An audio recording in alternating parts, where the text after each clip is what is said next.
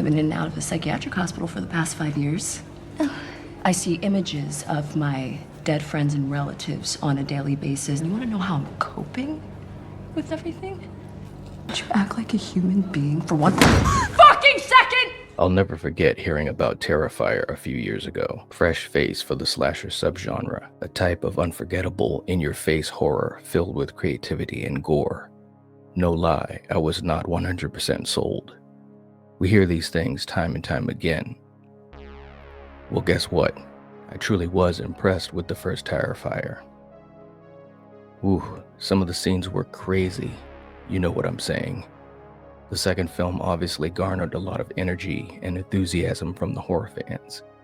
Enter director Damien Leone, returning to the franchise that he built from literal scraps and trying to craft a third film successfully.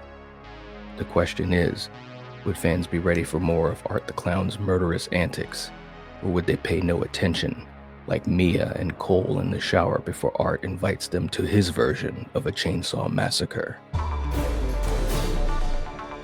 Let's get down to brass tacks. Welcome to my Why You Hate video series dissecting films that sometimes divides the fans, but yet causes a great discussion for people on both sides of the fence. Check out the Why You Hate playlist if you haven't already, or if you're in need for some fun and a good horror discussion, check it out again. It's not going to hurt.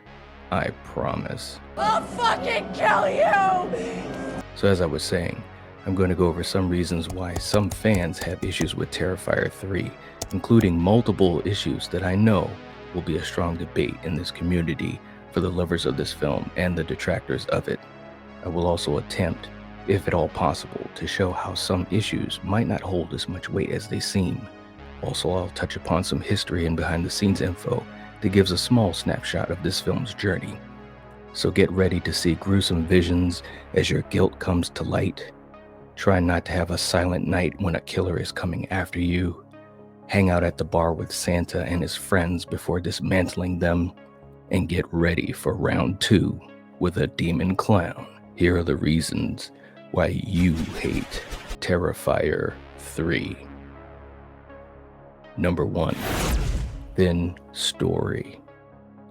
Director Damien Leone said that several big studios showed interest in financing this movie based on the unexpected success of Terrifier 2 in 2022, even without a full script, but he turned them all down because he is certain that they would never let him film the opening scene alone, which he describes as very controversial. He said, "After reading the first 5 pages, I knew they weren't going to let me make this movie. That's how insane Terrifier 3 is." Leone commented that the only reason that he can be so uncompromising in his depiction of horror and gore is because he finances his movies independently, creates all the special effects himself to keep costs down, and has no big studio breathing down his neck to make the movie more mainstream. Damien also stated that it took 6 years to make Terrifier 2, as he and his producer Phil Falcone were doing every job on the production and underestimated how ambitious it would become to complete. With Terrifier 3, Damien faced a new challenge of writing and completing production within a single year to meet the release date. The production barely made it on time for its September premiere at Fantastic Fest. Distributor Cineverse had only one request, and that was to make the film under 2 hours long. Damien, who served as his own editor, again recalled ripping out pages while filming to make the film shorter, realizing that it would be too long and not have enough time to film the scenes. The ending was much longer and was cut down. Despite trying his best to meet this request, Damien submitted his final edit at 2 hours and 5 minutes. We find that the story of the film picks up 5 years after Terrifier 2, adding complexity to the narrative. We have this personal and quiet night scene of a family during Christmas time. The little daughter hears noises on the roof, and of course the mother tells her it's Santa and it's time for bed. Art begins to stalk and kill, as we all know that he can. If you feel squeamish of kills where children are the victims, then this film definitely will trigger you. The mother tries to escape, but unfortunately she can't. The only issue is, if a door is locked, move away from it for God's sake. The last survivor is the little girl, and well, let's just not go there. Sienna Shaw is the main character again, and now the film focuses on her after being released from the mental hospital and staying with her aunt, uncle, and younger cousin Gabby. She is trying to move on from her trauma and survivor's guilt. Jonathan is now in college trying to move on with his life as well. Art and Vicky, who's now possessed by the little pale girl from part 2, come out of hibernation and continue their killing spree, getting closer and closer to a showdown with Sienna. It does feel a bit thin story-wise, there's no doubt about that. Sienna is looked at as crazy by everyone, including her own brother. Art and his killing has always been about the gore and not the plot, but this film seems like the plot is even less than it was in Terrifier 2. Was the story of T3 strong enough for you? Several homages from classic horror movies were in this film, including Art's face through the hole in the white door from The Shining. The window Art is sitting by in the rocking chair is the same shape as the famous Amityville window. Also, there's a reference to a body propped up at the window, just like in the original Black Christmas. Another mention is the shower scene, which of course is a callback to Psycho and even Scarface. Number 2, characters. Sienna's Aunt Jess and Uncle Greg provide a few scenes that worked well as they try to be supportive to her.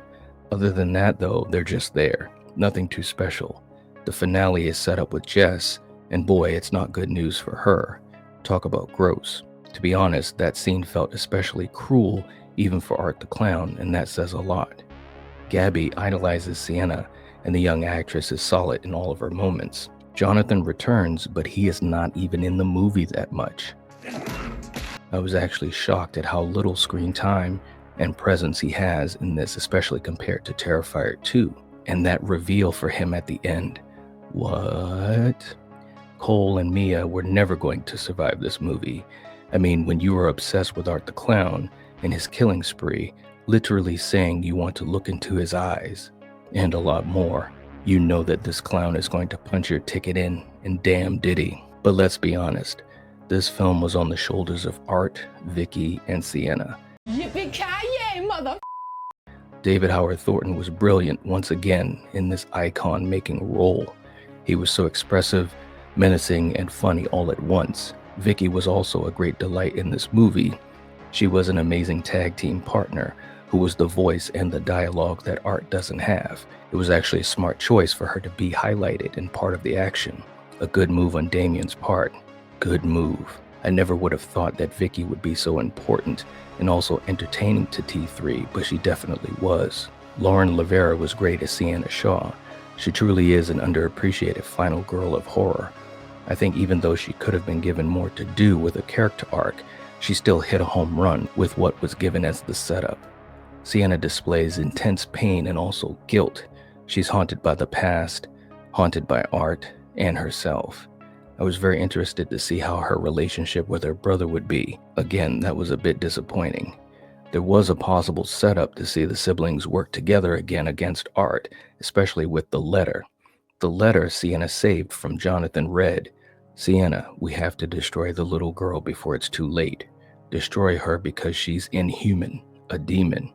Sometimes demons try to break into our world, only they can't do it alone. They have to choose a vessel, someone recently deceased who functions as a bridge between worlds. But not just anyone. Someone sinister, depraved, the worst kind of evil, like a serial killer. If a demon enters this world in the flesh, a counterpart must be appointed to stop it from becoming too powerful. It's you, Sienna. As long as you're alive, they're vulnerable, and they know it." This letter set up a very interesting arc, and I would have loved to have seen it played out a bit more, but unfortunately, it never happened. Number 3, kills and gore. The bread and butter of these films, the aspect of what attracts or repels the viewer, the thing that makes people say, "I'll never watch one of these movies." And that's fair enough. Gore at this level really can be too much for some people. Jeez. And when it comes to the gore, Terrifier 3 has plenty of it in spades. Body parts are getting ripped, peeled off, frozen, and crushed. Shock value has become part of the experience the viewer has grown to expect. Motherfucker. And T3 aims high. The first 2 films set that bar very high, maybe unmatchable in my opinion. T3 almost gets there. Standout kills are the opening with the family, It just hits you right out of the gate. I mean, we're talking about a family with kids. The mall explosion was a scene that built over several tense minutes. Kids thinking Art is a mall Santa and asking him for gifts was devilishly hilarious and yet horrific. Something seriously bad was going to happen, and we all knew it.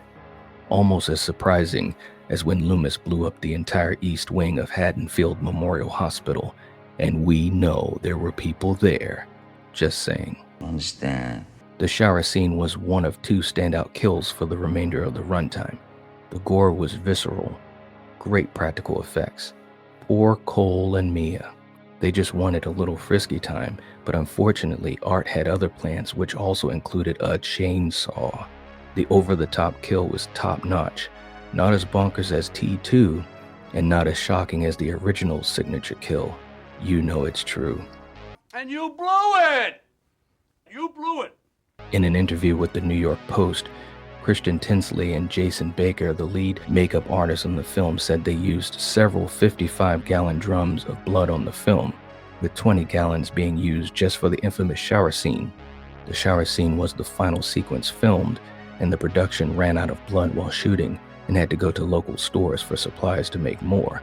And of course, we cannot forget about the finale with Jess's kill. Or should I say torture? I mean, that was some medieval shit. It was utterly gross, and Damien made sure the scene took its time. Seeing her character suffer, and by extension Sienna suffer, hit pretty hard. Credit to the actresses on that front. The rat tube scene truly made Art the Clown actor David Howard Thornton nauseous, and he had to prevent himself from throwing up. I can understand why, but just think about that. This is a kill that he actually was grossed out by. I guess that's saying a lot. Number 4, Art, the icon. Is Art a horror icon or not? There are as many people in the horror community, hell, even you people watching this video, that will say he is, and those that will say there's no way in this universe that he's an icon. Maybe by the time we get Terrifier 4, his icon status will be more agreed upon. It's an interesting topic because think about this. By the time Jason was in Friday the 13th Part 3, he was an icon. Pennywise in It from 1990, icon. Freddy in Dream Warriors became an icon. Chucky after Child's Play 2, icon. Michael Myers in Halloween 2, icon. You get the point, people. The math adds up. And 2 + 2 always equals 4. Damien Leone in several interviews stated the Christmas theme was directly influenced by the 1972 film and 1989 TV series adaptations of Tales from the Crypt. Both featured a story called And All Through the House, about a mental patient dressed as Santa on a killing spree.